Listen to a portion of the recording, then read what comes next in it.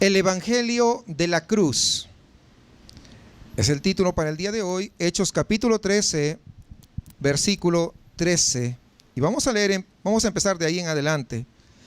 Y dice: habiendo zarpado de Pafos, Pablo y sus compañeros arribaron a Perge de Panfilia, pero Juan, apartándose de ellos, volvió a Jerusalén. Ellos, pasando de Perge, llegaron a Antioquía de Pisidia y entraron en la sinagoga un día de reposo y se sentaron. Y después de la lectura de la ley y de los profetas, los principales de la sinagoga mandaron a decirles: varones hermanos, si tenéis alguna palabra de exhortación para el pueblo, hablad. Es decir, después de la separación de Juan Marcos, Pablo y Bernabé continuaron su viaje hacia Antioquía. Pero aquí hay algo importante, fíjense hermanos, no hay que confundirnos con el nombre de la ciudad. Esta Antioquía es Antioquía de Pisidia, que estaba en Asia Menor. No es la Antioquía de Siria, de donde salieron. Recuerden que esa iglesia de Antioquía salieron. Entonces no es la misma. Antioquía de Siria está ubicado pues al norte de Israel. Entonces son dos lugares diferentes. Quiero que entendamos eso, ¿no? Porque recuerden que salieron de Antioquía y ahora iban a otra Antioquía. No era el Antioquía de Siria, sino era el Antioquía de Pisidia. Es diferente. Les explico todo esto porque cuando algunos no entienden, dicen: oye, pero si salieron de Antioquía y van a Antioquía, no, entonces todo esto es muy importante, son datos importantes que debemos aclararlo. Y antes de continuar con el desarrollo de nuestro estudio el día de hoy, de este pasaje, quisiera que consideremos ir en primer lugar a 1 Corintios 9, 19 al 22, porque es un pasaje que muchas veces se ha utilizado o mal utilizado, hermanos, y vamos a aclararlo a la luz de Hechos 13. De lo que vamos a hacer nos va a servir para aclarar este pasaje de 1 Corintios, y ahorita van a entender por qué le estoy diciendo esto. 1 Corintios 9, 19 al 22. 1 Corintios 9, del versículo 19 al 22.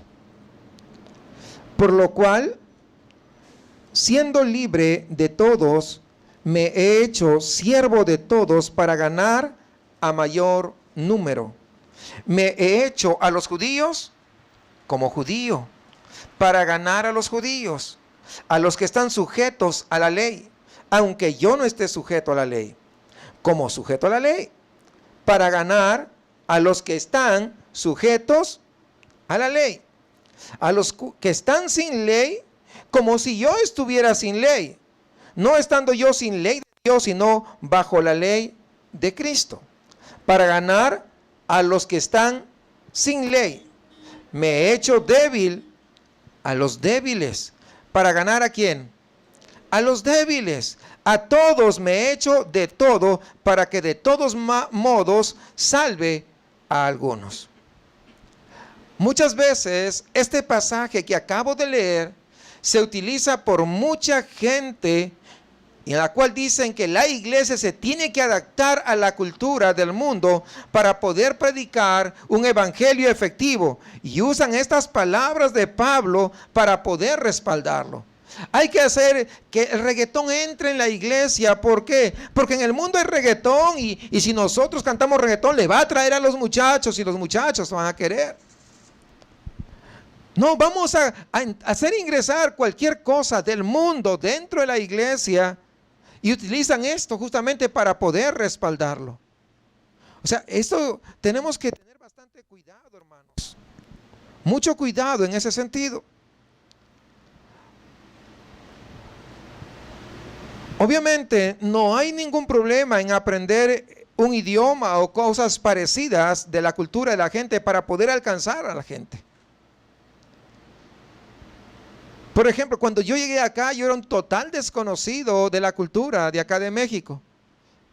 Pero me tuve que hacer mexicano por amor, pues a todos, a ustedes y a aquellos que no conozco, para seguir evangelizándolos. A comer ahí con la mano la tortilla porque ni estaba acostumbrado, pero me hice no en las cosas malas, ¿se dan cuenta? Sino en el aspecto cultural. Porque imagínense, si yo me pongo, ¿verdad? Como que medio renuente, pues no te van a querer escuchar, estás como cerrándole la puerta. ¿No? ¿Sí o no? ¿Qué te van a decir? No, que se ha creído, ¿verdad? No es que uno se crea nada, sino que tenemos una cultura diferente.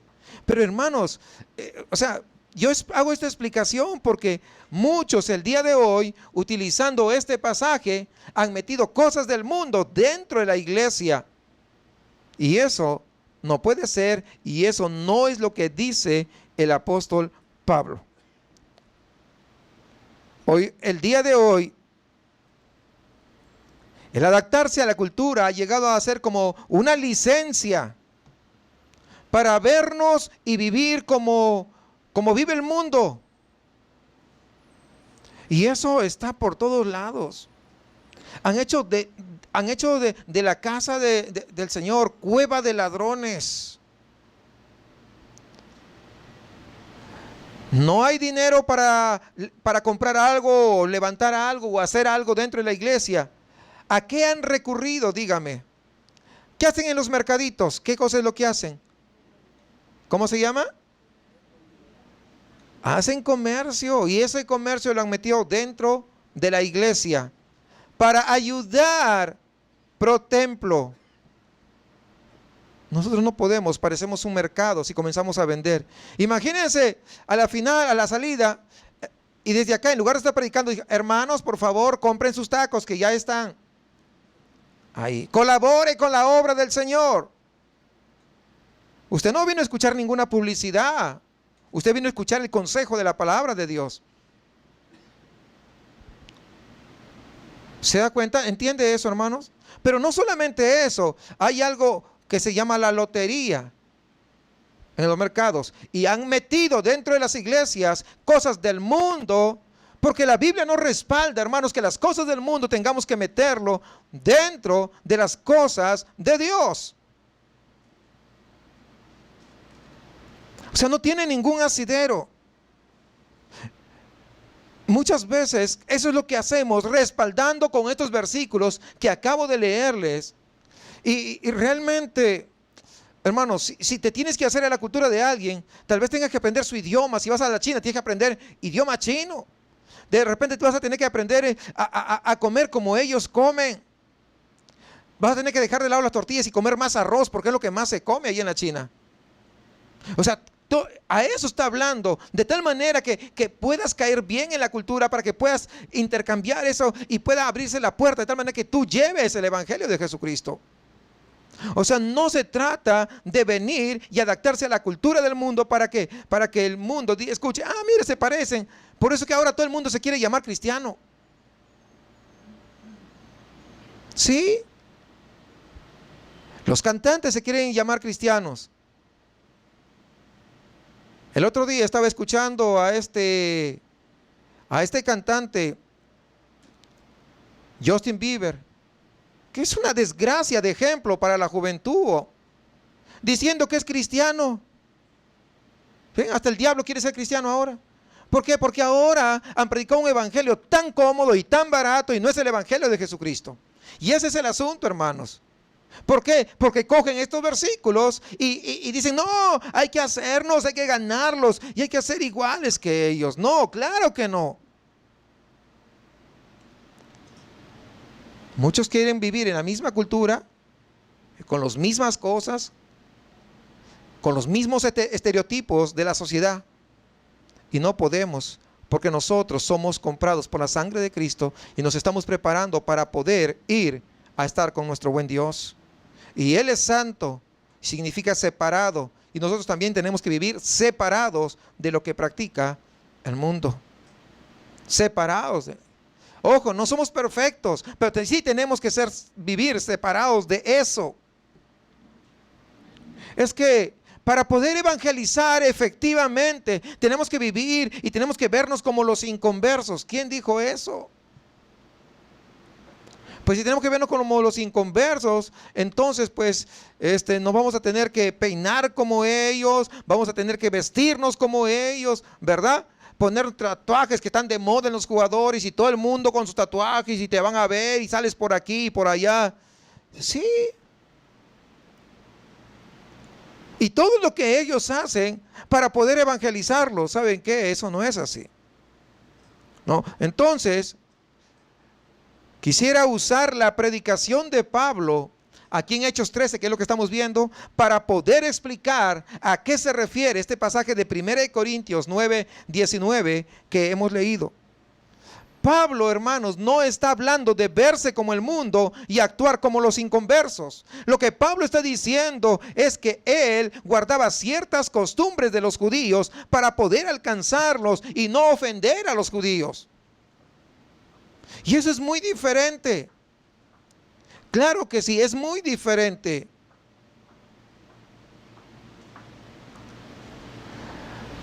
Definitivamente, hermanos, cuando no entendemos estas cosas, podemos agarrar la palabra y querer hacer lo que se nos da la gana.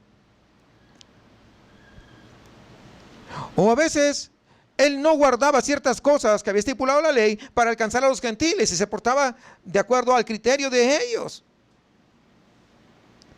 Pero no iba nada de lo que hacía, iba en contra del orden establecido por la palabra de Dios. Y es lo que tú tienes que tener en cuenta. El adaptarte a ciertas costumbres culturales no tiene por qué quebrantar la palabra de Dios. Si algo quebranta la palabra de Dios, entonces no lo haces. No lo haces. Por ejemplo, un ejemplo que nosotros tenemos. La celebración de Navidad. ¿Verdad que lo hacemos acá? No celebramos el día, celebramos que Cristo vino a este mundo, ¿cierto o no es cierto? Ok, pero en la Biblia no menciona de Navidad, ¿sí o no? No lo menciona, pero nosotros lo celebramos, ¿por qué? Lo hacemos porque es una costumbre en la sociedad, pero no rompe ninguna regla, ninguna ordenanza de Dios aquí en la Biblia. ¿Por qué lo hacemos? Para poder aprovechar y evangelizar a los que lleguen ese día. ¿O no es cierto? Pues esa es la idea, de invitar a más gente para poder evangelizarlos. Pero no vamos y celebramos como el mundo celebra. ¿Sí captan la idea? Entonces, eso es importante, hermanos. Pero aún más que las costumbres, aquí en 1 Corintios, Pablo se está refiriendo a cómo también él presentaba el mensaje del evangelio de la cruz, el evangelio de Jesucristo. Como vemos aquí en Hechos 13, cuando Pablo tenía la oportunidad de predicar a los judíos, fíjense, es importante para las Sagradas Escrituras, para los judíos, ¿cuál era lo valioso? La Torá. El Pentateuco. Entonces, ¿qué hacía Pablo? Pablo, como sabía que se dirigía a judíos, él empezaba con la escritura del Antiguo Testamento. Él empezaba así.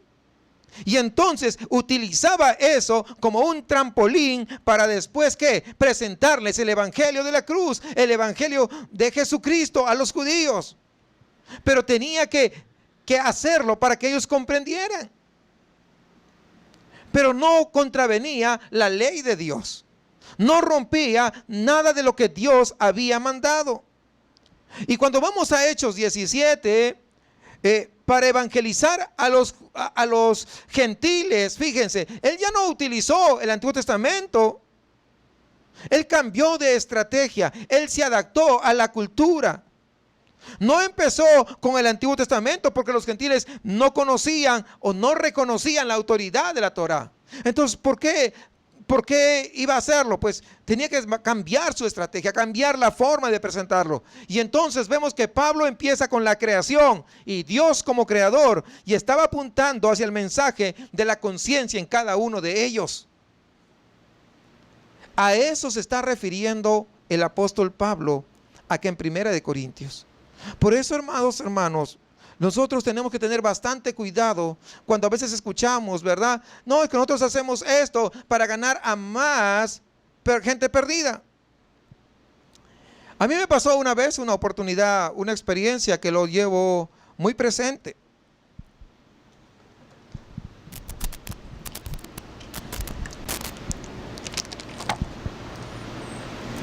Había un muchacho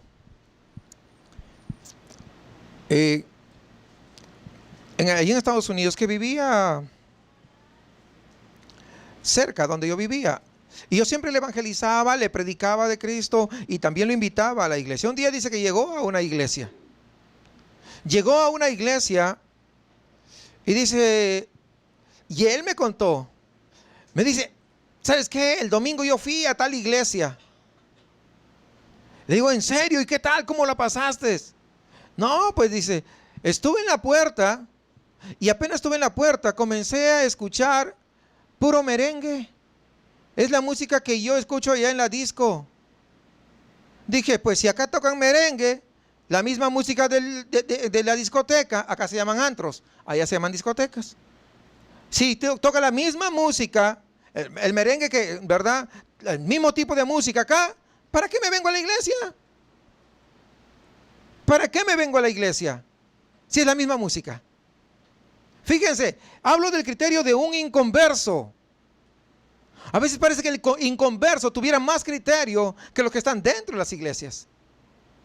Por eso es que nosotros no podemos contaminar, ¿verdad?, nuestra música. No podemos contaminar nuestras costumbres, nuestra forma de ser. No podemos contaminarlos. Tenemos que ser diferentes al mundo. Y le digo, ¿y qué pasó entonces? ¿No entraste? No, dijo, pues casi me daban ganas de bailar ahí afuera. Y digo, si entro, pues voy a tener que bailar porque esa es la música que a mí me gusta. Y yo estaba yendo a una iglesia para buscar algo diferente. Porque si va a querer lo mismo, pues ahí en el mundo lo tiene. O sea, no necesita ir a una iglesia si quiere lo mismo. Qué equivocados que estamos. Mire, le estoy dando el testimonio de un hombre inconverso. Un hombre inconverso con un sano juicio.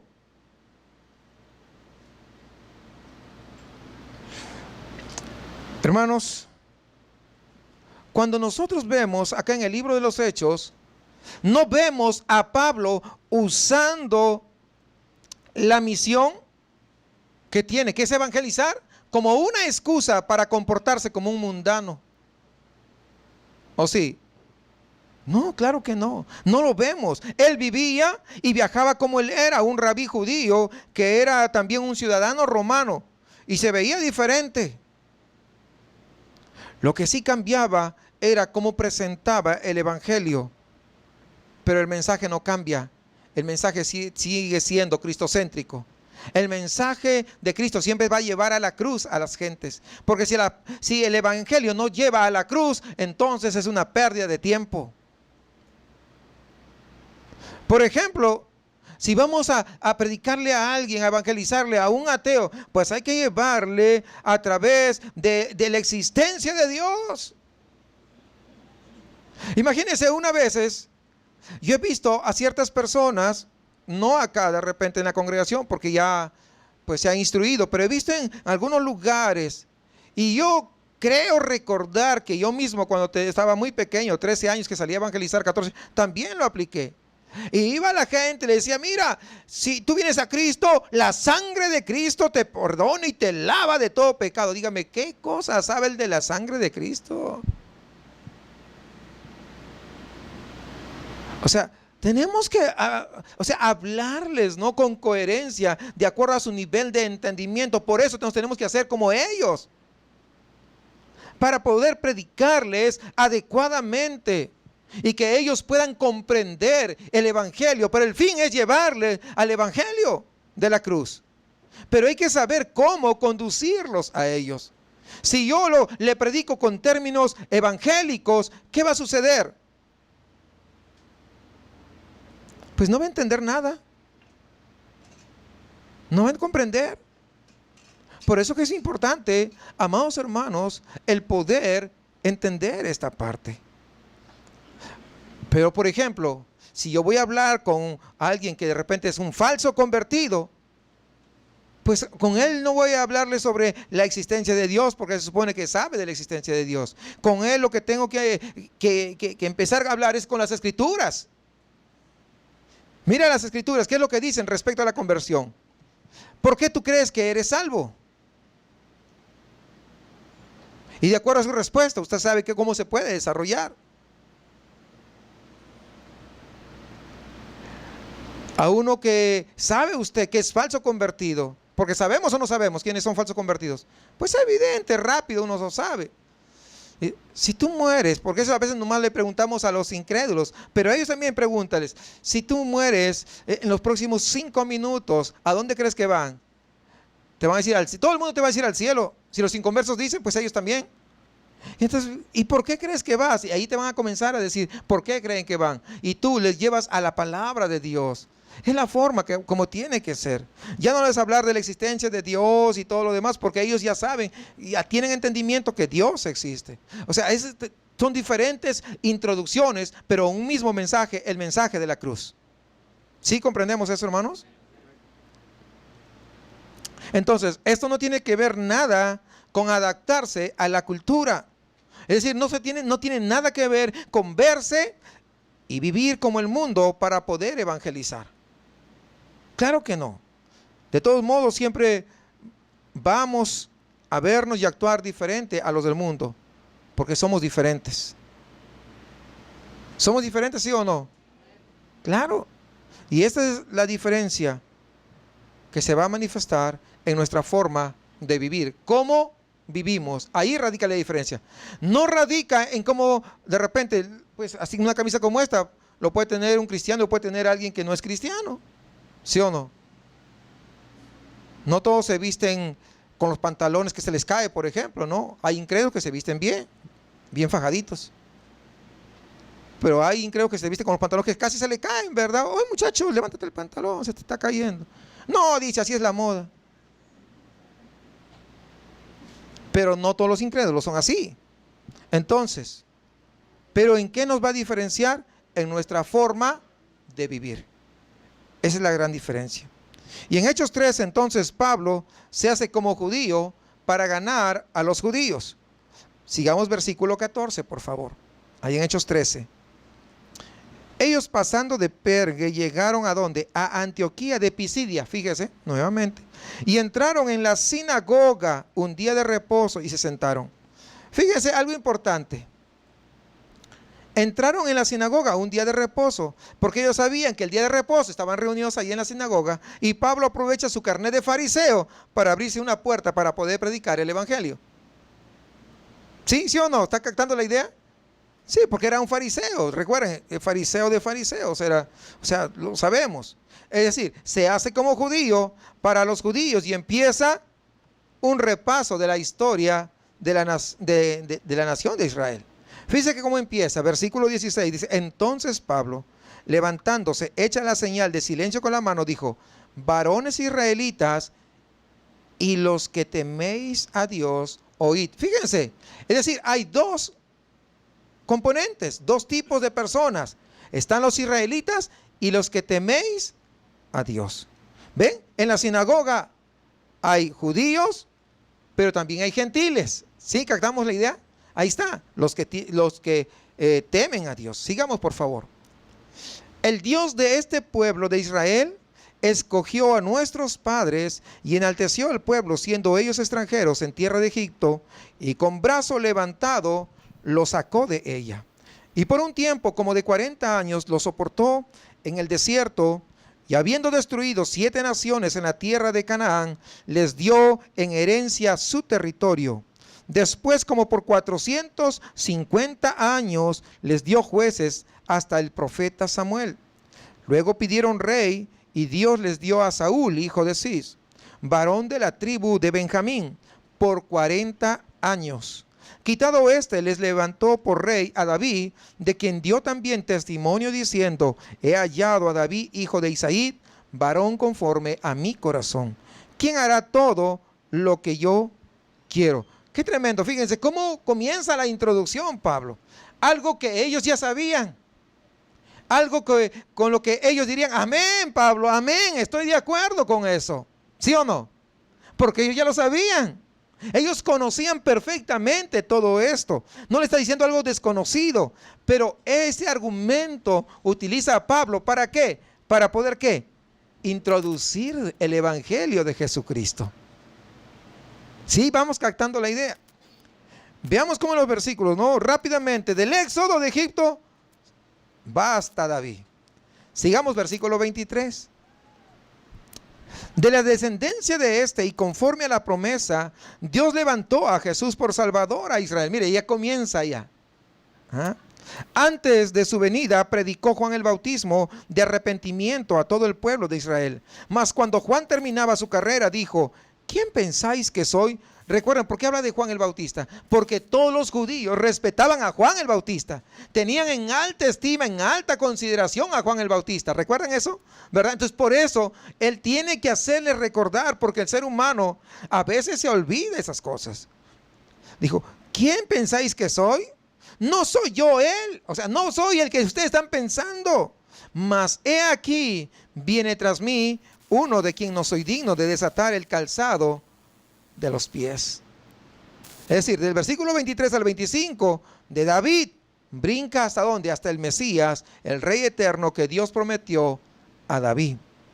Y después de su introducción histórica y judía, Pablo ahora sí comienza a predicar el evangelio. Versículo 26, fíjese: varones hermanos, hijos del linaje de Abraham, está hablando de judíos, y los que entre vosotros teméis a Dios, a vosotros es enviada la palabra de esta salvación. ¿Para quién? Para ambos, para judíos y para gentiles. Siempre vemos los dos grupos, judíos y gentiles, los que temen a Dios. Lo que sigue después de este versículo es el evangelio, es decir, las palabras de salvación de Jesús. El mensaje del evangelio se trata de la muerte, sepultura y resurrección de Jesucristo.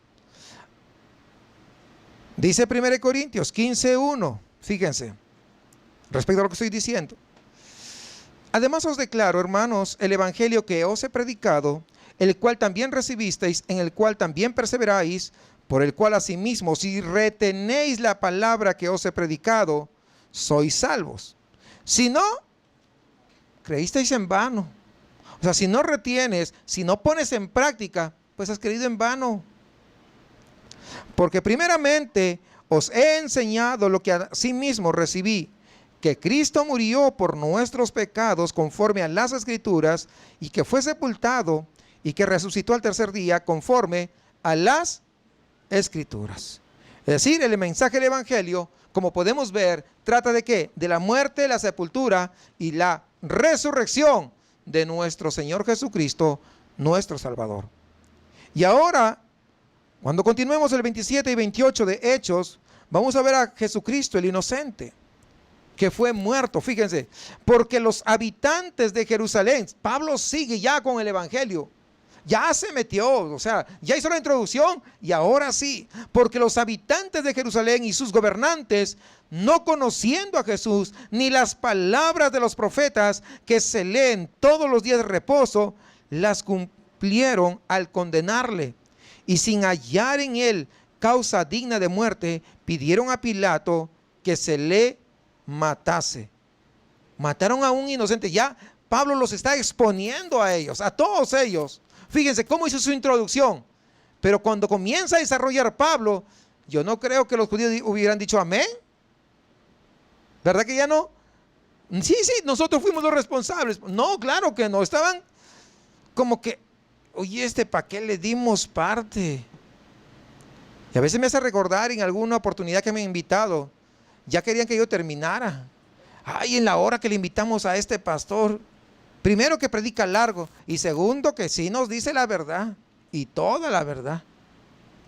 Y ya queremos que se acabe. Y algunos allá sentados miraban el reloj. Yo me acuerdo una vez, se paraban y miraban el reloj como yo seguía predicando.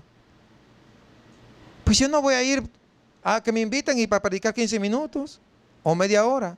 Pues no conviene, ¿verdad? Vamos a predicar lo que Dios tiene.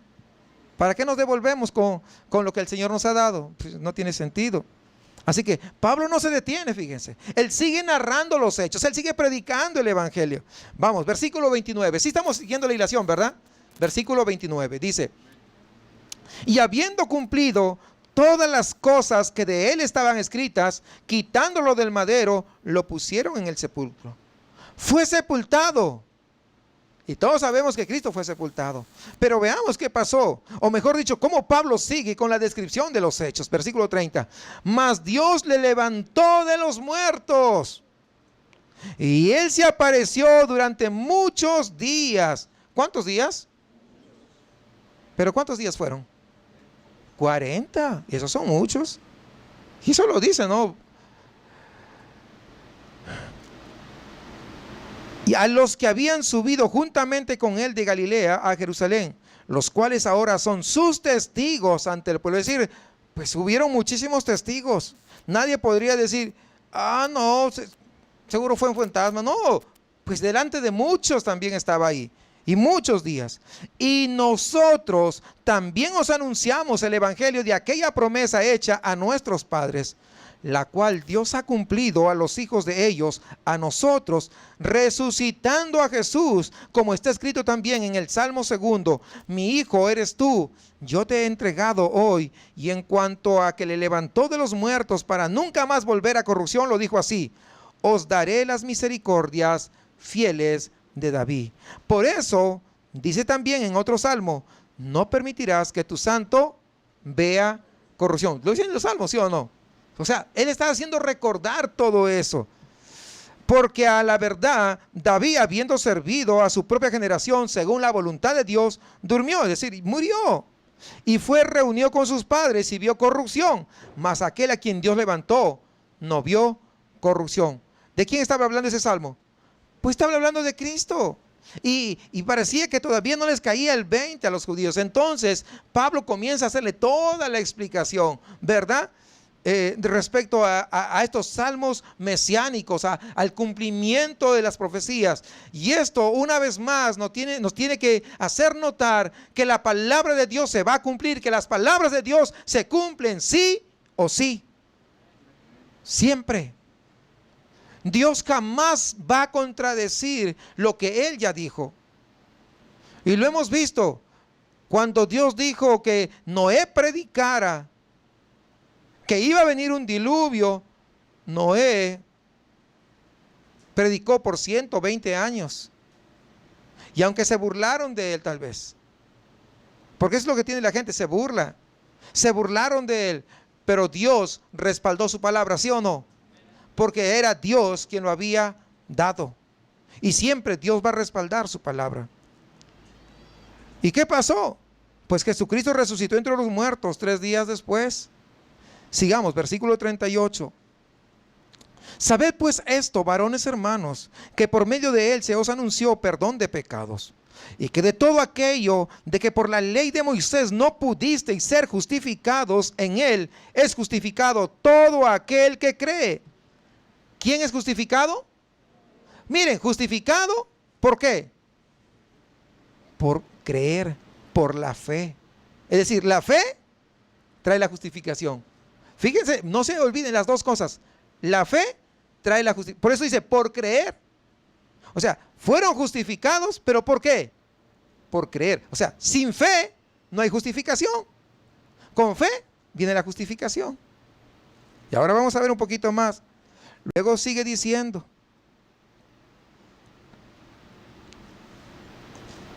mirad pues que no venga sobre vosotros lo que está dicho en los profetas. Mirad, oh menospreciadores, y asombraos y desaparecerá, porque yo hago una obra en vuestros días, obra que no creeréis si alguien os lo contare. Como podemos ver, Pablo aquí al final está dando una buena exhortación a los que acaban de oír el evangelio. ¿Cómo se fue introduciendo? Con algo que ellos ya sabían, pero ahora les muestra la verdad del evangelio. Y ahora yo quisiera aprovechar de este pasaje, o lo que dice este pasaje, para hablar de algunos aspectos importantes en nuestra salvación. Primero que nada, hay que entender que el llamado del evangelio es al arrepentimiento y a la fe. Las dos cosas. Al arrepentimiento y a la fe. Arrepentido de sus pecados y la fe en Jesucristo para perdón de esos pecados. Dos cosas. El perdón de pecados va a depender ¿de qué? Del arrepentimiento. Sin arrepentimiento no hay perdón de pecados. Señor, perdóname por favor. No cree que, sí, ¿cómo no voy? Corro porque me estás diciendo que te perdone. Pues no, tiene que haber arrepentimiento. Y el arrepentimiento seguro que va a contristar nuestro corazón. Seguro que vamos a sentir, ¿verdad? Nos vamos a arrepentir cuando vemos la podredumbre de nuestro pecado frente a un Dios tan extraordinario, sabiendo de que Él de verdad nos puede perdonar cuando nos arrepentimos de todo corazón. Fíjense, ahí en Lucas, un ratito voy a Lucas y regreso. Lucas 24:46 dice, y les dijo, así está escrito, y así fue necesario que el Cristo padeciese y resucitase de los muertos al tercer día. ¿Resucitó? Qué maravilloso. Y que se predicase en su nombre el arrepentimiento y el perdón de pecados en todas las naciones, comenzando desde Jerusalén. Arrepentimiento y perdón de pecados. ¿Se dan cuenta? Van asociados. Por eso dice y.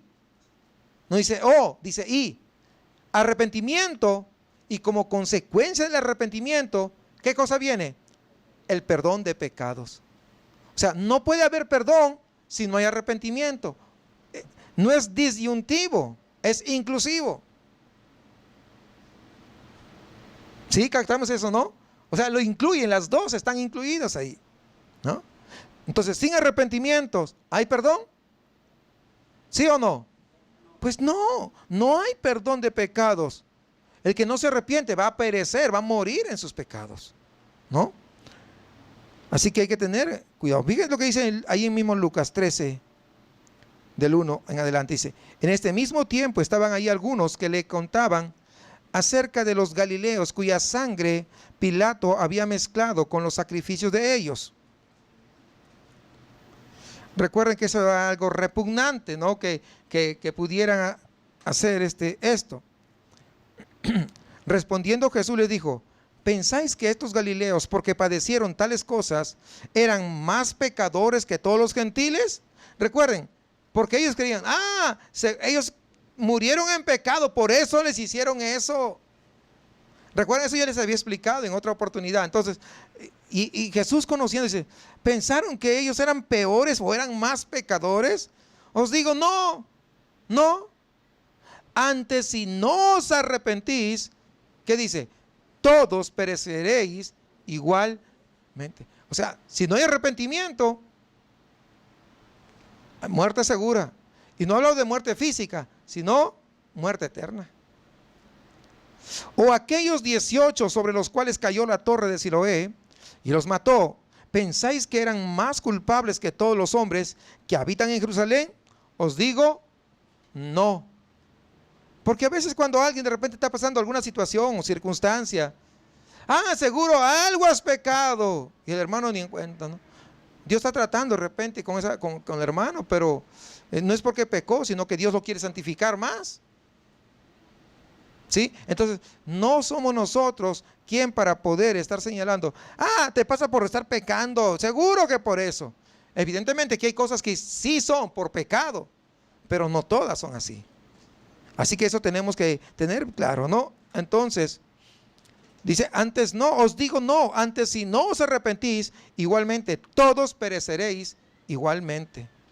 Todos. Entonces, siempre recordar que la justicia que nos salva viene mediante la fe en nuestro Señor Jesucristo. No hay otra manera, no hay otra forma de poder obtener esa justicia. Por eso dice Romanos 3:28, concluimos pues que el hombre es justificado por fe, sin las obras de la ley, por fe. Tu fe es lo que te justifica.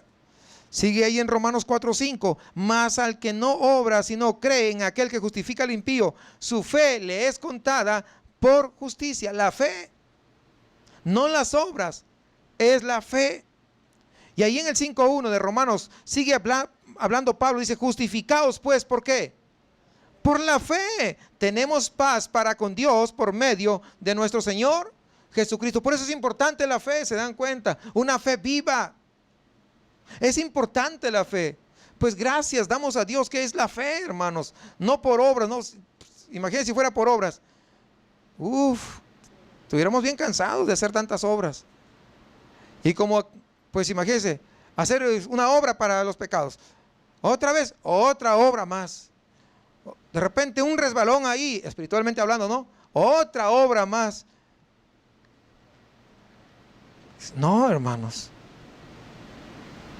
A veces hay algunas personas que saben de las cosas de Dios. Fíjense, saben de las cosas de Dios, pero no se quieren alinear con las cosas de Dios. Y van de vez en cuando. Y cuando están envueltos en problemas, hasta mandan el diezmo a la iglesia ahí. Porque sí, yo conozco muchos de ese tipo, hermanos. Mandan su diezmo o sus ofrendas a la iglesia para poder con eso. No, hermanos, por favor.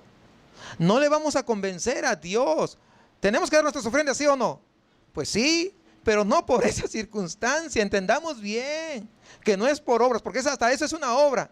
Lógicamente que ese dinero sirve para poder seguir avanzando en la obra del Señor, no en comprar lo necesario, todas esas cosas. Pero no es así. Por eso que esto es por fe.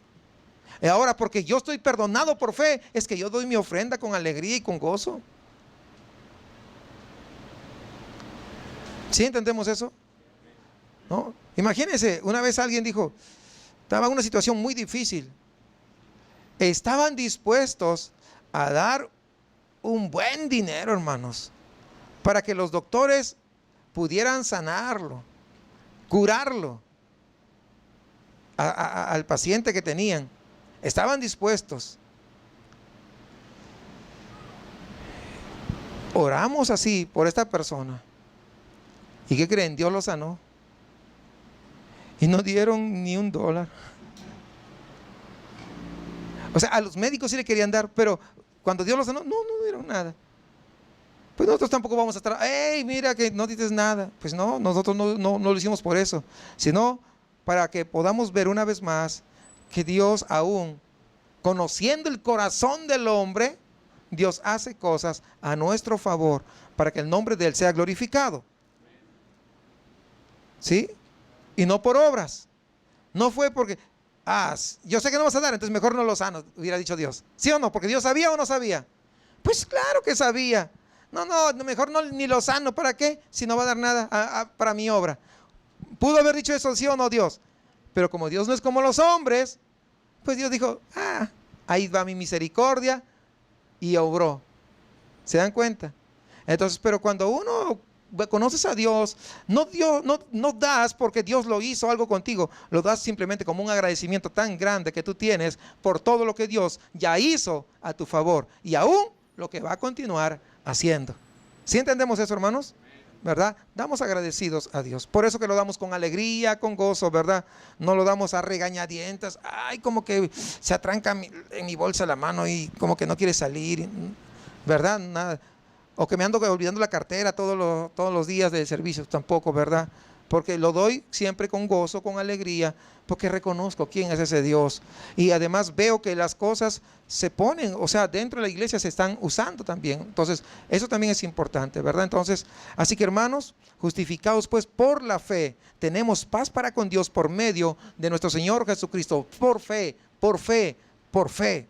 Eso es valioso, eso es lo importante. Es lo que dice la palabra. Por eso es que Pablo dice que el mensaje útil que predicamos es el evangelio que lleva a los pecadores al arrepentimiento para con Dios y la fe en el Señor Jesucristo. Son las dos cosas: arrepentimiento y fe. Fíjense ahí en Hechos capítulo 20. Rapidito voy a ir. 20:20. Y como nada que fuese útil, he rehuido de anunciaros y enseñaros públicamente y por las casas, testificando a los judíos y a gentiles acerca del arrepentimiento para con Dios y de la fe en nuestro Señor Jesucristo. Dos cosas, fíjese: arrepentimiento y fe. Son las dos cosas. Van de la mano. Sí, ya me arrepentí, pero no pones tu fe en Jesucristo. Pues no, las dos cosas son vitales, son importantes. A ver, volvamos a leer Hechos, 38 y 39 del capítulo 13. Dice: sabed pues esto, varones hermanos, que por medio de él se os anuncia perdón de pecados, y que de todo aquello de que por la ley de Moisés no pudiste ser justificados, en él es justificado todo aquel que cree. Todo aquel que cree. En segundo lugar, quisiera, analizando este pasaje, estos dos versículos, 38 y 39, vemos aquí algo, y es algo paradójico, diríamos. ¿Por qué? Dice, habla de perdón y de justificación. Fíjense las dos cosas, perdón y justificación. Y esto de que ofrece perdón y justificación, ¿saben? Es una prueba o una muestra del origen divino del Evangelio. Que esto no es una invención de hombres. Tiene que haber venido solamente de Dios. ¿Por qué? Porque es paradójico. Ahora se lo voy a explicar. En términos humanos, fíjense, en términos humanos, no podemos perdonar a alguien y al mismo tiempo justificarlo. ¿O sí? ¿Se dan cuenta que no? A ver, ¿captan la idea? No se puede perdonar y al mismo tiempo justificarlo. Si está justificado es que no hizo nada, no tengo por qué perdonarle. Y si yo lo perdono, no puedo justificarlo porque lo estoy perdonando, simplemente porque hizo algo. ¿Sí captamos la idea? O sea, no es congruente, es paradójico. Pero esas son las paradojas de la palabra de Dios. Esas son las paradojas de Dios. Porque si le perdonamos, esto implica ¿qué cosa? Que es culpable. Porque solamente se perdona a alguien que es culpable. No es justo. O sea, no se puede justificar. ¿Sí captan la idea o no? ¿Sí? A ver, hermanos. ¿Sí captamos la idea ya? Ok, ¿se dan cuenta? Pero si es justificado, esto quiere decir que no lo hizo. ¿Sí o no? Que es justo, que es inocente. Y por lo tanto, si es inocente, no necesita el perdón. ¿Sí? ¿Ven la situación paradójica? Pero aquí, Dios ofrece ¿qué? Perdón y justificación. ¿Se dan cuenta cómo esto rebasa nuestro entendimiento, hermanos? O sea, el común, ¿verdad? De todos nosotros, a una persona con el coeficiente más intelectual, leía ayer una niña de Inglaterra, tiene el coeficiente intelectual más alto que Hawkins y que Einstein. Ellos llegaron a 160 de coeficiente intelectual, QI realmente es. Pero ella tiene 12 años y ha llegado a 162, rebasó. Aún con todo ese coeficiente intelectual que tenga, no entiende estas cosas. Porque es algo ilógico para el ser humano, ¿sí o no? ¿Es ilógico o no? ¿Cuántos entienden eso? Que es ilógico. Para la mente humana esto es ilógico. Si pensamos en un tribunal de justicia, un hombre que es acusado de un crimen, pero el juez lo halla inocente, sale del tribunal justo, o sea, ¿qué cosa? Justificado, es inocente. Y cuando está saliendo se topa con alguien ahí en el pasillo y le dice, hey, qué bueno que el juez te perdonó. ¿Cómo? Le va a decir, ¿cómo? No. El hombre dice, no me perdonó porque yo no lo hice, fui justificado, fui justo, fui inocente. ¿Sí o no? Claro, entonces, como los hombres pensamos, ¿es uno o es otro? ¿Hay perdón o hay justificación? No hay, porque si hay perdón es porque es culpable. Si hay justificación es porque es justo, es inocente. ¿Sí o no? ¿Captamos eso? Pero en el Evangelio Dios nos da los dos. Nos da perdón y justificación. ¿Somos culpables, sí o no? De haber violado la ley de Dios. Somos culpables. Pero si nos arrepentimos, que es lo que estamos hablando acá y que es lo que Pablo está exponiendo, Dios es fiel para perdonar, ¿qué cosa? Todos nuestros pecados. Y además nos declara ¿qué? Justos. Como si nunca hubiéramos pecado. Wow. Como si nunca hubiéramos pecado, hemos sido justificados, como si fuéramos la mansa palomita inocente en Cristo Jesús, porque hemos puesto nuestra fe en Jesucristo. Es lo que hace el Señor con nosotros. En Cristo somos limpios de todo, somos inocentes de toda culpabilidad. ¿Cuántos se alegran por esto? Fíjense, no, esto está tremendo, ¿sí o no? Las dos cosas, eso no existe en el humano, pero eso Dios lo da. Tenemos una nueva posición delante del Señor, una posición legal. ¿Cuál es? Justos. Justos. Pero tu vecino dirá, pero si yo conozco a Lupe como es. A pesar que el vecino te conozca, si te has arrepentido verdaderamente y tu fe has puesto en Jesucristo, tú sigues siendo justo. Porque recuerda una cosa, hermanos, eso tiene que entender esto. Recuerde, Jesucristo no solamente murió por nuestros pecados pasados, murió por nuestros pecados presentes y también aún nuestros pecados futuros. ¿Cuántos dicen gracias, Señor? O sea, tremendo, ¿sí o no? Tremendo, tremendo regalo. Tremendo regalo. ¿Por qué? Dígame, ¿Él no sabe que vamos a pecar más adelante? Sí. Porque venimos a los caminos del Señor, pues nos hemos arrepentido, hemos puesto nuestra fe, pero este caminar en este mundo tiene sus altos y bajos, así. Un día estamos así y otro día estamos así. ¿Cierto o no es cierto? Por eso que tenemos que siempre depender del Señor, hermanos, siempre. Porque imagínense, si no, no habría seguridad, si no fuera que murió por nuestros pecados futuros. ¿Sí o no? No habría seguridad, porque si Cristo viene y justo en ese momento pecaste, en algo, de repente pequeño, vamos a decir, pero pecaste, si justo viene Cristo, pues te vas a quedar. ¿Sí o no? Pero como Dios no es así, aún con ese pecado, el Señor te va a llevar, porque Él ya pagó por tus pecados. ¿Alguien dice gracias, Señor, con más gozo? ¿Se captaron la idea? Entonces podemos entender que hay seguridad en su palabra, hay seguridad en sus promesas, ¿verdad? Y eso nos tiene que llenar de paz, de tranquilidad y de regocijo, ¿no? Entonces estamos justos delante de Él como si no hubiéramos cometido ninguna infracción de la ley. Cristo tomó nuestro lugar de culpa y de castigo y nos puso el de Él, inocente. Inocente.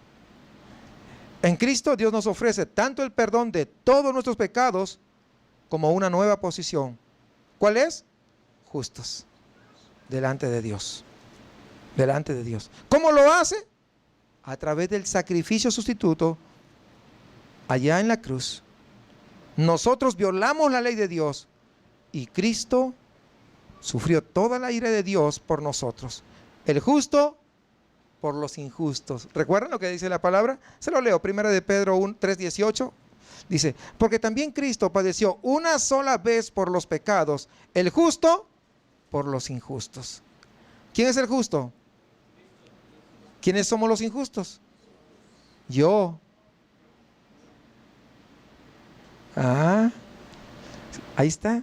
Para llevarnos a Dios, siendo la verdad muerto en la carne, pero vivificado en el Espíritu. Es la forma como lo hace. ¿Pero por qué lo hace? ¿Sabe por qué lo hace? Porque Él es misericordioso y clemente.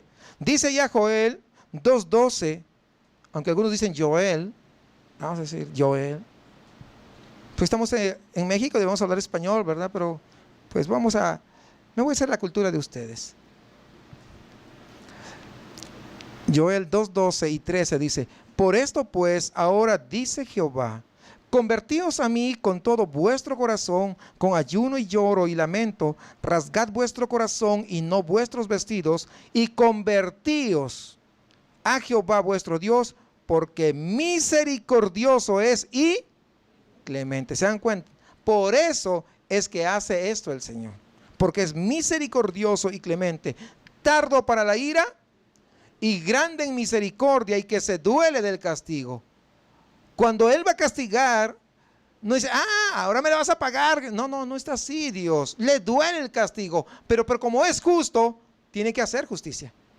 ¿Sí comprendemos eso? Claro. Y aun cuando esté emitiendo juicio contra aquellos transgresores que no quisieron saber nada con Dios, ya en el juicio final, cuando sean arrojados al lago de fuego, no crea que Dios va a estar, ahora me la vas a pagar, nunca quisiste nada conmigo. No, ahí te va. No es así, hermanos. Ahí está, muy claro. Se duele del castigo, pero como Dios es justo, lo va a hacer. ¿Sí captamos eso? O sea, porque Él es justo, por eso lo va a hacer. ¿Por qué más? ¿Por qué más lo hace? Porque Él nos ama. Dice ahí en Romanos 5:8, mas Dios muestra su amor para con nosotros. O sea, ya está mostrando su amor. En que siendo aún pecadores, Cristo murió. ¿Seguimos siendo pecadores, sí o no? Pero nos ama. Nos ama. Por eso muestra su amor. Ahora, ¿para qué lo hace? Son preguntas importantes. ¿Para qué hace esto? Pues para manifestar su bondad, para glorificar y destacar esa cualidad de su carácter que lo distingue. ¿Cuál es? La bondad. La bondad que sobreabunda en nuestro Dios. Fíjense lo que dice ahí en Efesios 2:4. Dice, pero Dios, que es rico en misericordia, por su gran amor con que nos amó, aun estando nosotros muertos en pecados, nos dio vida juntamente con Cristo. Por gracia sois salvos. Y juntamente con Él nos resucitó y asimismo nos hizo sentar en los lugares celestiales con Cristo Jesús, para mostrar, ahí está, en los siglos venideros, las abundantes riquezas de su gracia en su bondad para con nosotros en Cristo Jesús. Esa es la razón. Dios es bondadoso porque Dios es amor, porque Él es misericordioso, porque Él es lleno de gracia, porque es tardo para la ira, porque es clemente, porque Él quiere perdonarnos.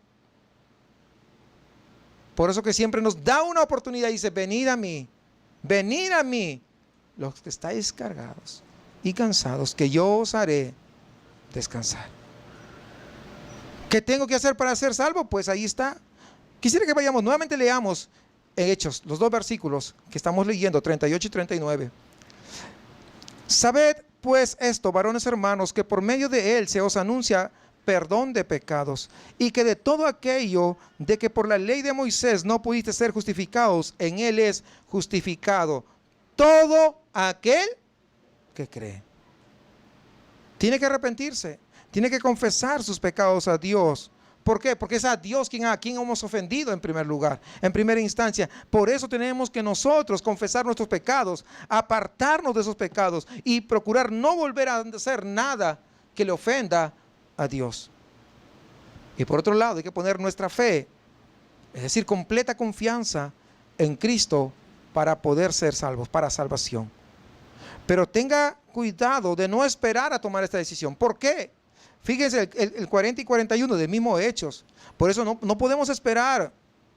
Algunos dicen, no, yo voy a esperar todavía hasta que esté bien. Nunca vas a estar bien. Dice, mirad pues que no venga sobre vosotros lo que está dicho por los profetas. Mirad, oh menospreciadores y asombrados, y desapareced, porque yo hago una obra en vuestros días, obra que no creeréis si alguien os contare. Es decir, tenga cuidado. No esperes para tomar una decisión. No esperes para que salir a predicar a otros también. Eso es importante. Y ahora vamos al versículo 42 y 43.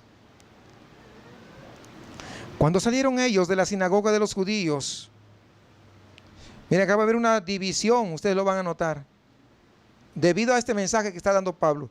Cuando salieron ellos de la sinagoga de los judíos, los gentiles les rogaron que el día siguiente o el siguiente día de reposo les hablasen de estas cosas. Y despedida la congregación, muchos de los judíos y de los prosélitos piadosos siguieron a Pablo y a Bernabé, quienes hablándoles les persuadían a que perseverasen en la gracia de Dios.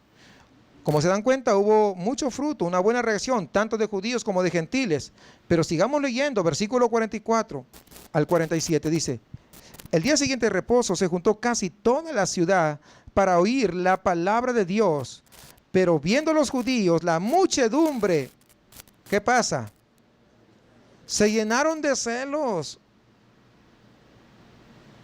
Oye, ellos están creciendo y nosotros no. Oye, ellos mira, han logrado esto, aquello, y nosotros, ¿qué onda? Y comienzan los celos. ¿no? Se llenaron de celos. Y yo pregunto, ¿los celos son de parte de Dios? Cuidado, no, hay que tener cuidado. Y rebatían lo que Pablo decía. O sea, le rebatían, no porque tengan la razón, querían hacerle quedar mal, ¿no? Y rebatían lo que Pablo decía, contradiciendo y blasfemando. ¿Se dan cuenta? Ahí está, blasfemando. Entonces Pablo y Bernabé, hablando con denuedo, dijeron: a vosotros a la verdad era necesario que se os hablase primero la palabra de Dios, mas puesto que la desecháis y no os juzgáis dignos de la vida eterna, he aquí nos volvemos a los gentiles. Porque así nos ha mandado el Señor diciendo: te he puesto para luz de los gentiles, a fin de que seas para salvación hasta lo último de la tierra. O sea, viendo el éxito del ministerio de Pablo, los judíos se llenaron de celos. Sin embargo, vemos que hubo buen fruto. Versículo 48 dice: los gentiles oyendo esto se regocijaban y glorificaban la palabra del Señor, y creyeron todos los que estaban ordenados para vida eterna. Hubo buen fruto, especialmente en los gentiles. Versículo 49, y la palabra del Señor se difundía por toda aquella provincia. Era un fruto de permanencia, era un fruto que se reproducía por medio de ¿qué? Del evangelismo, del discipulado, difundir la palabra de Dios donde era necesario. O sea, cuando alguien es salvo, no se puede quedar callado. Cuando alguien conoce la verdad, cuando alguien conoce la sana doctrina, eso tiene que llevarlo a otros, tiene que predicarle a otros. Tanto los perdidos, que no conocen nada, como aquellos que están equivocados también. Versículo 50.